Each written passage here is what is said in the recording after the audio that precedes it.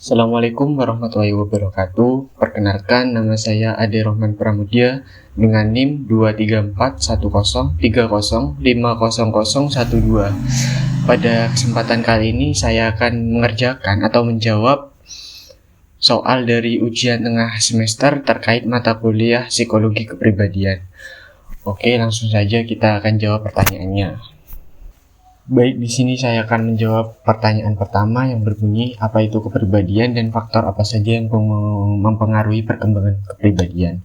Oke, yang pertama yaitu kepribadian merupakan kumpulan suatu karakteristik unik yang dimiliki manusia yang membedakan tiap individu. Jadi kepribadian tiap individu ini berbeda-beda.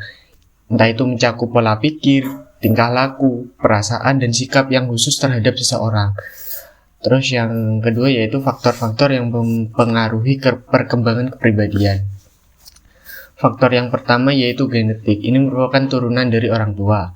Terus faktor yang kedua yaitu faktor lingkungan. Entah itu faktor dari lingkungan keluarga, teman maupun lingkungan sosial. Terus yang ketiga yaitu pengalaman hidup. Pengalaman hidup ini yaitu dari peristiwa yang telah dialami yang membentuk pandangan kita terhadap sesuatu. Terus yang keempat yaitu faktor biologi seperti kesehatan fisik maupun kesehatan mental.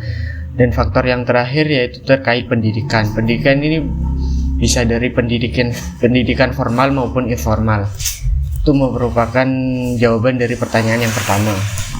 Baik, di sini saya akan menjawab pertanyaan kedua yang berbunyi, apa kritik Anda terhadap teori kepribadian yang telah Anda pelajari? Kritik saya terhadap teori kepribadian yang telah saya pelajari ini, teori ini cenderung menyederhanakan kompleksitas dalam diri manusia. Sementara kita kan tahu manusia itu bersifat sangat kompleks. Mungkin dari sini, mungkin ini hanya angka awal karena kita kan masih membahas tentang psikoanalisa. Jadi mungkin kompleksitas manusia ini bisa dibedah lebih jauh mungkin di teori-teori berikutnya. Kritik kedua saya terkait kepribadian yaitu gini, teori kepribadian kan rata-rata banyak dikembangkan dari daerah barat atau wilayah Eropa. Yang jadi pertanyaan saya, apakah teori-teori yang dikembangkan oleh barat ini apakah bisa relevan dengan budaya lain seperti misalnya budaya Asia atau budaya Afrika atau Timur Tengah yang lainnya. Itu merupakan kritik saya terhadap teori-teori kepribadian yang telah saya pelajari. Baik, di sini saya akan menjawab pertanyaan yang ketiga. Pertanyaannya yang berbunyi, apa pendapat Anda terkait pandangan yang berbeda antara tokoh dan ilmuwan psikologi tentang manusia dari aspek kepribadian?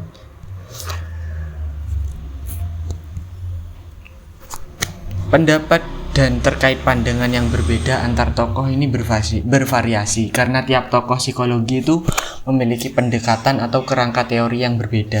Jadi teori itu terbentuk karena suatu pendekatannya berbeda meskipun memakai dasar yang sama. Yang pertama yaitu teori dari psikoanalisa dari Sigmund Freud. Sigmund Freud ini membagi 3 hal yaitu id, ego, dan superego.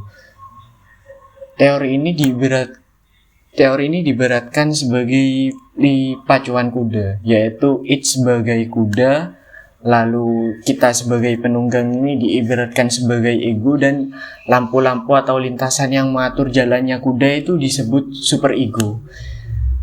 Jadi id ini diibaratkan kuda karena id ini tidak memiliki kontrol atas pikiran. Jadi id diibaratkan sebagai nafsu-nafsu belaka yang tidak terkontrol oleh pikiran. Sementara ego ini diibaratkan sebagai diri kita yang memiliki pikiran, bisa mengontrol pikiran. Dan yang ketiga yaitu superego. Superego diibaratkan sebagai lintasan atau lampu-lampu yang mengatur jalannya kuda. Itu diibaratkan sebagai aturan moral yang berlaku dalam masyarakat. Lalu kedua yaitu teori dari Carl Jung. Nah, ketika Freud kan membedah 3 hal itu, id, ego, dan superego. Menurut Carl Jung itu membedah lagi. ego itu sebagai kesadaran dan it itu sebagai ketidaksadaran. Nah, ketidaksadaran menurut Carl Jung ini dibagi lagi menjadi dua, yaitu kesadaran personal dan kesadaran kolektif. Pada teori Carl Jung inilah kita mengenal adanya istilah introvert dan extrovert. Kita semua tahu definisi dari introvert dan extrovert sendiri. Ini merupakan teori yang mulanya dikemukakan oleh Carl Jung. Selanjutnya teori yang ketiga yaitu teori dari Alfred Adler.